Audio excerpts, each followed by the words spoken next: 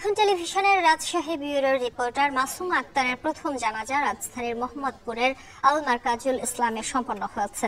তার মরদেহ নিয়ে যাওয়া হচ্ছে গ্রামের বাড়ি নাটোরের গুরুদাসপুরে। মঙ্গলবার ভোর রাতে নারায়ণগঞ্জের সাইনবোর্ডের একটি বেসরকারি হাসপাতালে চিকিৎসাধীন অবস্থায় তার মৃত্যু হয়। গেল শুক্রবার ভোরে ঢাকা চট্টগ্রাম মহাসড়কের কুমিল্লার পদুয়ার বাজার এলাকায় সড়ক দুর্ঘটনায় গুরুতর আহত হন মাসুমা। বিস্তারিত প্রতিবেদনে।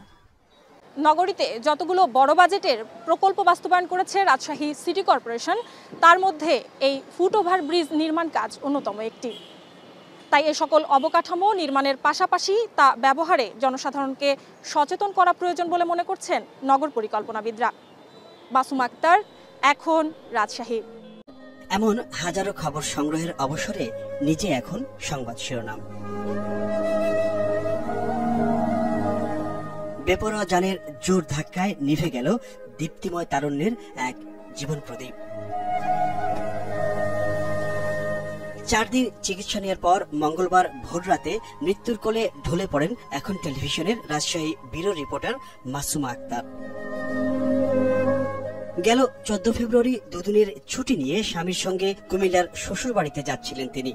ঢাকা চট্টগ্রাম মহাসড়কের পদুয়ার বাজার এলাকায় নেমে অটোরিকশা ভাড়া দেওয়ার সময় অজ্ঞাত যানবাহনের ধাক্কায় গুরুতর আহত হন।